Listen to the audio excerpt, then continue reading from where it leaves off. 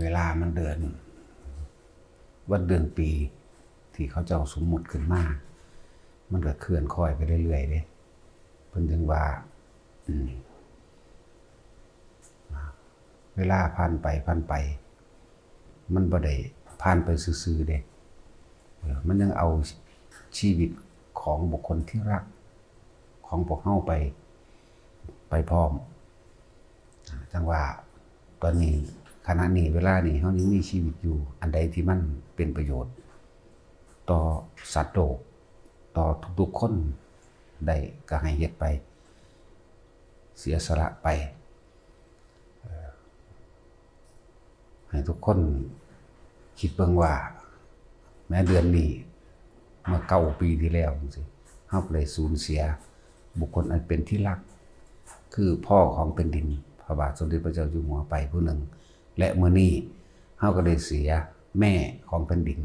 ก็เป็นบุคคลอันเป็นที่รักเหมือนกันไปอีกแล้วผู้หนึ่งเหลือแต่ว่าคำสอนของเพิ่นยังคงก้องอยู่ในหัวใจพวกเฮาบ่นั่นแหละที่เพิ่นสอนเพิ่นเป็นทั้งพ่อเป็นทั้งแม่ของแผ่นดินอยู่แล้วบ่มีผู้ใดอยากให้ลูกๆของเจ้าของเองในแผ่นดินตัวเองทะเลาะกันเห็นแก่ตัวแข่งแย่งชิงดีชิงเด่นกันอิจฉาริษยากันดูถูกกันมีแต่พ่อแต่แม่อยากให้ลูกรู้รักสามัคคีซึ่งกันและกันเฮาเฮ็ดอีหยังตอบแทนคุณของพ่อของแม่หรือยังบ่ว่าสิเป็นพ่อแม่ของแผ่นดินบ่ว่าสิเป็นพ่อแม่ของตัวเองเดี๋ยวนี้นั่นแหละจึงบอกว่าเวลาที่มันผ่านไปมันไม่ได้ผ่านไปเฉยๆมันจึงกลืนกินชีวิตของสรรพสัตว์ทั้งหลายให้ล่วงลับไปด้วยบัดนี้เราทำอะไรอยู่นี่เฮาเฮ็ดอีหยังอยู่เฮาสร้างคุณงามความดีไว้เหมือนพ่อเหมือนแม่เฮาหรือยังพ่อแม่เฮาก็บูชาเคารพสูงสุดอยู่แล้วซึ่งพ่อแม่ของพี่ดินเฮาก็บูชาเคารพสูงสุดเหมือนกันนี่จึงบอกว่าเฮาแทนคุณอีหยังเพิ่นหรือยังเฮารู้รักสามัคคีอภัยซึ่งกันและกันหรือยังหรือมีแต่แย่งกันกินแย่งชื่อเสียงแย่งความร่ำความรวยเห็นแก่ตัวกับเห็นแก่ตัวนั่นแหละสุดท้ายแล้วนะคนเฮาก็เหลือแต่เท่าทานเท่านั้นแหละแต่สิ่งที่ฝากไว้คนเฮาสิพูดถึงกันคิดถึงกันโดยความเคารพนับถือจริงๆด้วยใจจริงๆก็เพราะว่าความดีที่มีต่อกันเนี่ยบ่ได้แม่นความหลายบ่ได้แม่นความคมเหงรังแกเอาเปรียบนี่คือมื้อนี้ก็เป็นมื้อที่เฮาได้สูญเสียแม่ของแผ่นดินเฮาเกิดในรัชกาลที่9เนาะพระบาทสมเด็จพระเจ้าอยู่หัวเฮาก็เอิ้นสมเด็จพ่อพระผู้มีพลอยู่พอสำนีสมเด็จพระนางเจ้าสิริกิติ์เฮาก็ว่าอยู่พอสำนีนั่นแหละมื้อนี้ทุกคนเลยกลายเป็นลูกกำพร้าพ่อที่แรกลูกกำพร้าพ่อต่อมาลูกกำพร้าแม่เป็นลูกกำพร้าทั้งเบิดเด้บาดนี้บ่ว่าไผบ่ว่าพระบาทสมเด็จพระเจ้าอยู่หัวรัชกาลที่10ก็คือกันเพิ่นเลยเป็นกำพร้าทั้งพ่อทั้งแม่เหลือแต่การได้พึ่งพาตัวเองคำสอนเพิ่นไว้เศรษฐกิจพอเพียงให้รู้จักพอเพียงให้รู้จักรู้รักสามัคคีให้รู้จักแบ่งปันซึ่งกันและกันบ่ให้เห็นแก่ตัวโครงการหลายๆพันโครงการที่เพิ่นสร้างไว้ทั้งพ่อทั้งแม่นั่นแหละพ่อแผ่นดินแม่แผ่นดินนี่แหละเพิ่นสร้างไว้แล้วพวกเฮาเห็นได้กระทำตามสิ่งที่เพิ่น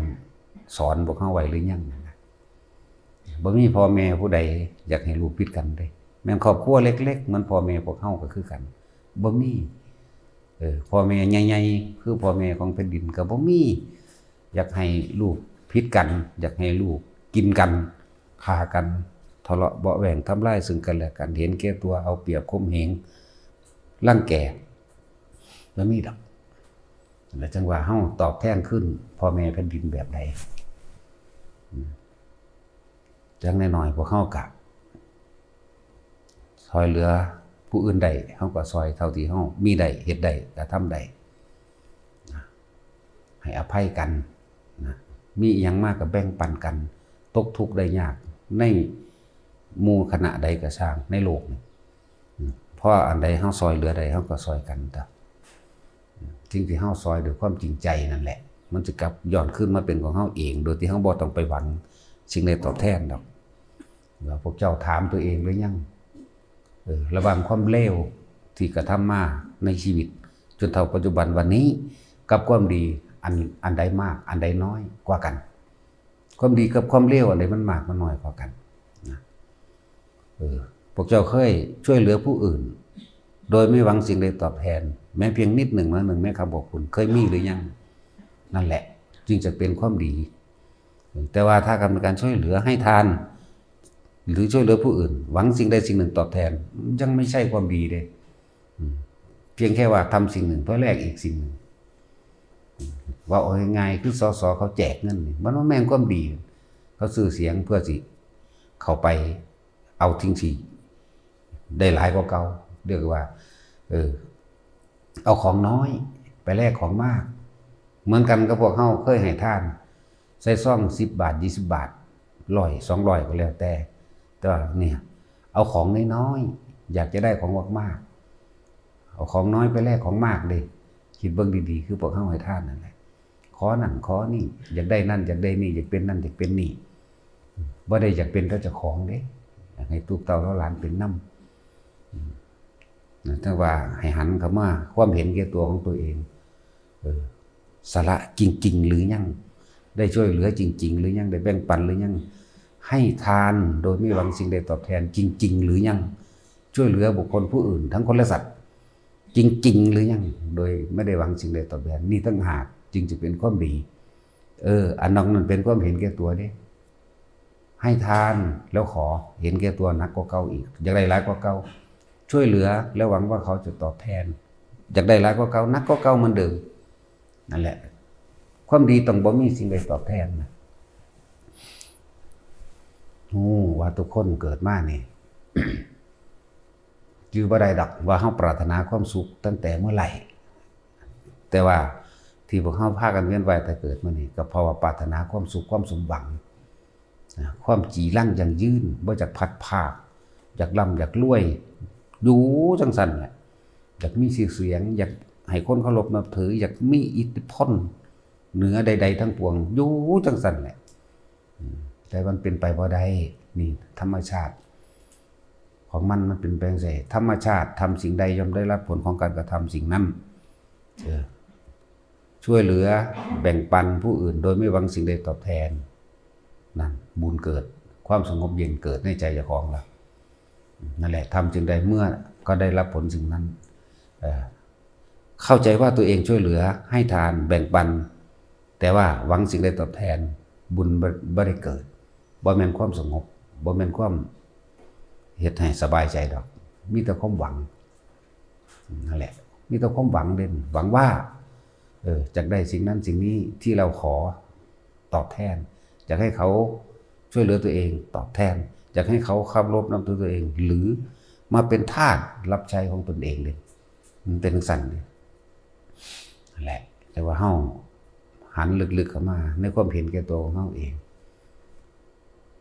เฮาฆ่าสัตว์ขายสัตว์ขายยาพิษฆ่ายาบ้ายาเหล้ายาอีหยังแล้วแต่ระหว่างสิ่งนี้กับความดีที่เฮาสิแบ่งปันออกไปมันเทียบกันได้หรือยังนั่นแหละเรียกว่าฟังเดี๋ยวนำไปใครพวกเราพิจารณาหาความจริงในตนเด้ความจริงกูนี่ให้ทานเลยกูขอยามนั้นกูบ่ทันได้บุญอยู่กูมีแต่หวังมีกะล่อมีแต่ทุกข์เด้นั่นน่ะให้ทานเพิ่มทุกข์พวกนั้นบ่แม่นให้ทานดับทุกข์หันมาเบิ่งทีนี้ให้ทานอีหยังก็สร้างบ่เคยหวังบ่เคยล่อบ่เคยขอสิ่งใดตอบแทนเลยนั่นสบายใจดับเย็นอยู่ในตัวเองอยู่แล้วเอามาเทียบกันนะทุกคนมีจุดหมายเดียวกันโดยที่ทุกคนบ่อยากได้มันคือความตายคือความตายเด้อร่างกายนี่ตายแต่ว่าจิตนี่บ่ตายมันยังฝังความทรงจำมันยังฝังสัญญาอารมณ์ความรู้สึกมันยังฝังความหวัง ความหวังคือความอยากคือความหวังอยากได้อยากดีอยากมีอยากเป็นนั่นนี่ไปกับจิตนั่นแหละมันก็ฝังไว้ในสัญญาอารมณ์แห่งความรู้สึกในจิตมันก็รู้ในมันหันแหละแต่ว่ามันพันเดินละออกได้มันก็เลยเที่ยวเวียนว่ายแต่เกิดนะธรรมะคือความจริงที่พระพุทธเจ้านำมาแสดงหนทางนี้ดับทุกข์จากการเวียนว่ายแต่เกิดหนทางนี้ทำให้สัตว์เวียนว่ายแต่เกิดพ้นสอนไว้เบิดหลักเหลือแต่พวกเขาเห็นเอานะทั้งว่าเห็นบ่ล่ะจะยิ่งใหญ่สูงสักปานใดสุดท้ายก็กลับกลายมาเป็นดินเสมอกันบ่มีอย่างต่างกันเด้เสมอกันเบิดนั่นแหละแต่ว่าสิ่งที่ว่าเสมอคือความดีคำสอนพุทธเจ้านี่ 2,000 กว่าปีบ่ได้สูญหายเห็นบ่ล่ะร่างกายของเพิ่นตายเน่าเหม็นเหมือนเราทุกคนนี่แหละตายเน่าเหม็นเหมือนกันเลยแต่ว่าสิ่งที่เพิ่นสอนไว้บ่ได้ตายไปน้ำเพิ่นเสียงของเพิ่นยังก้องอยู่ตลอดกาลเวลาเป็นอมตะคือธรรมเข้าใจว่าคำว่าเสียงของพระพุทธเจ้าเสียงคือหยังเสียงคือนี่ทุกข์นี่สมุทัยนี่นิโรธนี่มรรคเสียงนี่ที่เพิ่นสั่งสอนนี่คือกุศลนี่คืออกุศลนี่เสียงเพิ่นยังมีอยู่สะท้อนดังมากกับหมู่ภิกษุสงฆ์ทั้งหลายที่สืบทอดมานี่แหละเสียงของเพิ่นยังอยู่พระตถาคตบ่ได้ตายมันยังมีอยู่เหมือนเดิมอันที่ตายไปคือร่างกายเป็นธาตุที่กันหนาบ่เป็นเขาบ่เป็นเราเสมอกันหมดนี้ตายเน่าเหมือนกันเผาถิ่นนั่นแหละพวกเขายังสิประมาทอยู่บ่โอ้ยหาโอกาสยากอยู่เด้สิได้มาเจอความจริงคือคำสอนของพระพุทธเจ้าสิเพิ่นเอาความจริงออกมาสอนเอาความจริงออกมาบอกมาเว้านี่มันสิมีอยู่ทั่วประเทศไทยเดี๋ยวนี้ก็สร้างแต่ว่าอันจริงๆมันพวกเขาสิรู้หรือยังเจอหรือยังเห็นหรือยังนั่นแหละถามมาเจอแล้วก็หันเข้ามาเบิ่งตัวเองก็คือเมื่อวานเขาก็ยังเผาพระองค์หนึ่งนั่งสั่นแล้วบ่ได้อายุหลายได้ล่ะตายเหมือนเดิมอยู่นั่งสั่นแล้วในความหนุ่มสาวย่อมมีความแก่ชราอยู่ในนั้นจากว่าล่ะในความหนุ่มสาวที่เขาเข้าใจว่าเขาจะว่าเฒ่าว่าแก่ในความแข็งแรงย่อมมีโรคความเจ็บไข้ได้ป่วยซ่อนอยู่ในความแข็งแรงอันนั้นพวกเขายังประมาทอีหยังกันทำไมไม่ทำที่พึ่งแห่งตนไปพึ่งอะไรกับบุคคลผู้อื่นสิ่งอื่นนั่นแหละพึ่งบุคคลผู้อื่นอยากให้เขาช่วยเหลือตัวเองให้ตัวเองนะร่ำรวยมั่งมีสุขสบายมั่งได้ยศถาบรรดาศักดิ์มั่งอยากให้เขาช่วยขจัดปัดเป่าอุปสรรคเพศภัยต่างๆสารพัดนั่นอยากให้เขานั่นแหละไปพึ่งยังกับสิ่งอื่นถ้ายังคือบ่พึ่งตนเองคือบ่หันเข้ามาหาความจริงด้วยตนเองคือลมหายใจนั่นแหละตนเองคือลมหายใจตนเองคือการกระทำอยู่ในตนเองพอเข้ากระทำความดีก็ย่อมได้รับผลดีแต่ว่าดีของคนกับดีโดยธรรมมันต่างกันนั่นแหละความละเอียดฉะนั้นเราต้องศึกษาธรรมะจากผู้รู้จากผู้เพิ่นรู้ออกมาแสดงเพิ่นสิแสดงอย่างอาจหาญเพิ่นบ่เกรงใจไผเพิ่นเอาธรรมเป็นใหญ่ธรรมมิกราชธรรมราชาเพิ่นเอาธรรมเป็นใหญ่บ่ได้เกรงใจคนเด้เพราะคนมันคือวุ่นมันคือวายคนคือวุ่นวายแต่ว่าถ้าเฮาจะขาดหรือหมดจากความวุ่นวายหมดจากความเป็นคนก็ต้องอดต้องทนต้องฟังต้องน้อมเข้ามาพิจารณาที่ตัวเองการปฏิบัติธรรมทุกอย่างก็มีการเวลาของมันก็ต้องอาศัยการสะสมคือเฮาอยากได้รถอยากได้หน้านี่แหละเฮาก็ค่อยๆเก็บเงินขึ้นไปถ้ามันพอแล้วมันจะจังซื้อได้การบำเพ็ญธรรมปารมีธรรมก็เหมือนกันถ้ามันพอแล้วมันบ่อยากได้มันก็ได้ของมันเองนั่นแหละแต่หลายคนบ่อดบ่ทนนะบ่อดบ่ทนอยากได้แบบง่ายๆเดี๋ยวนี้เขามันบ่ง่ายแล้วก็มันก็บ่ยากถ้าว่างจิตเป็นนะนั่นแหละ มือนกันล่ะกับคือคนบวชนี่หายากเด้เนาะสิบอกให้เด้อสร้างวัดนั่นไม่ยากเลยสิ่งที่ยากที่สุดคือสร้างใจของตัวเองให้เป็นพระสร้างใจของตัวเองหรือสละความเห็นแก่ตัวของตัวเองออกจนหมดนั่นแหละจึงจะเป็นพระได้สร้างวัดบ่ยากสร้างวัดในตัวเองปฏิวัติใจตัวเองนี่ยากสละความเห็นแก่ตัวออกช่วยเหลือผู้อื่นโดยไม่หวังสิ่งใดตอบแทนนั่นนี่ยากตัวนี้นั่นแหละจึงขึ้นชื่อว่าเป็นพระพระแปลว่าผู้สละโลก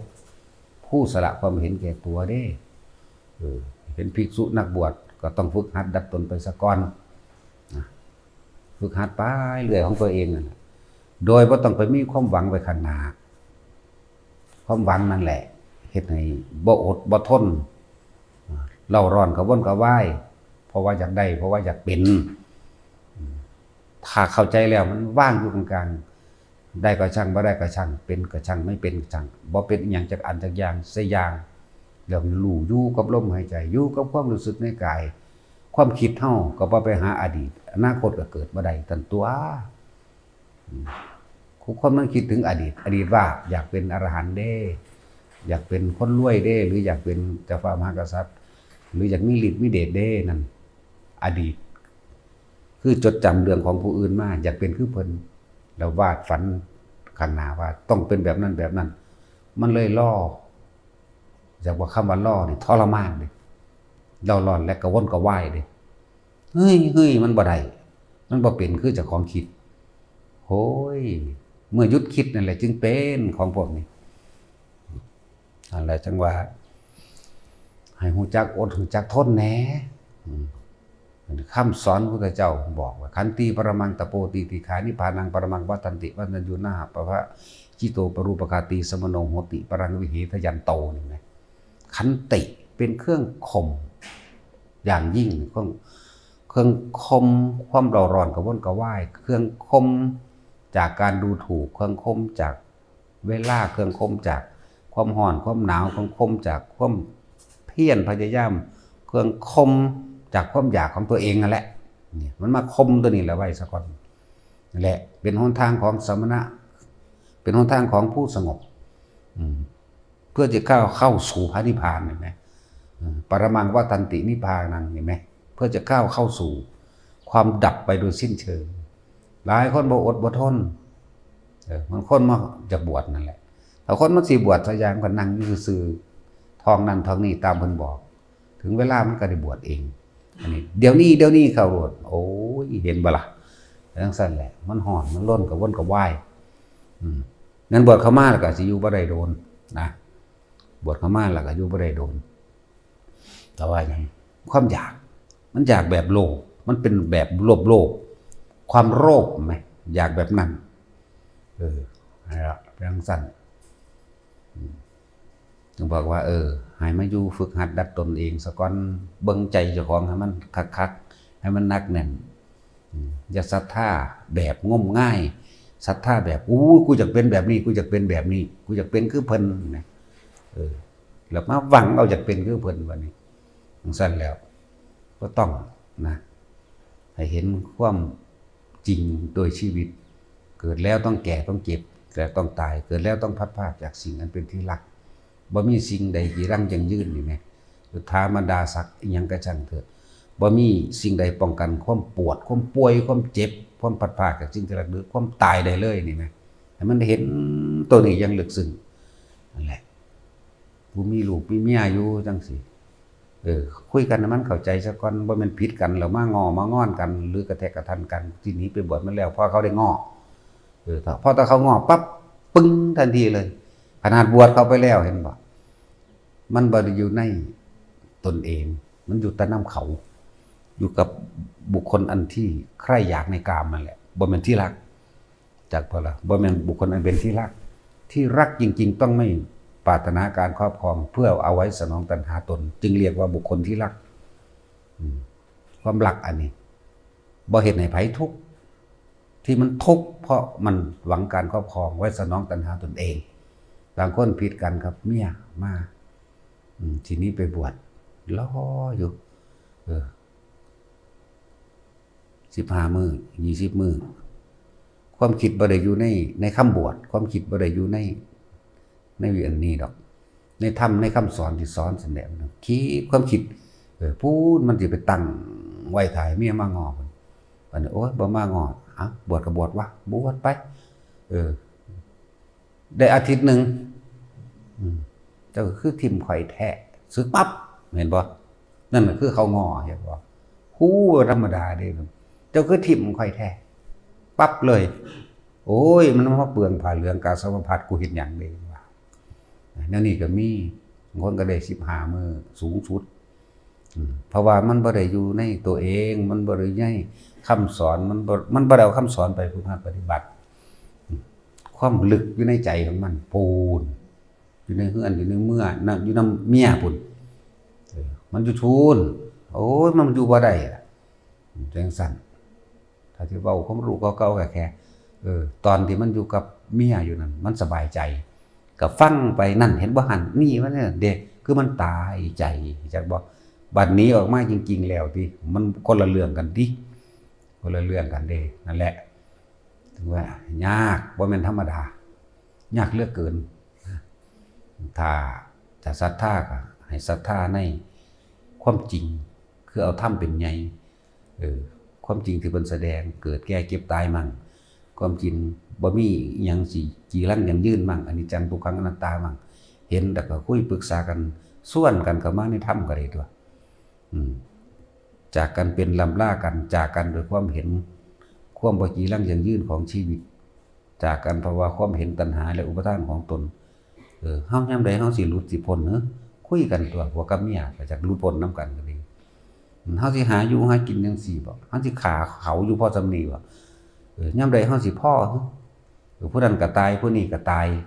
ปู่ย่าตายายเฮาก็ตายเบิดแล้วเนาะคนนั้นรวยผู้นี้จนก็ตายคือกันเด้เนาะเห็นอกเห็นใจกันท้องผัวเมียท่านทรัพย์สมบัติอันเป็นโลกิยะสมบัติให้มันเกิดกลายเป็นธรณีสงฆ์ก็ได้ตัวหลายๆคนมีอยู่ดอกผมสละมาเบิดแล้วผมบ่เอาหยังแล้วนะคนผู้นั้นบ่มีเมีย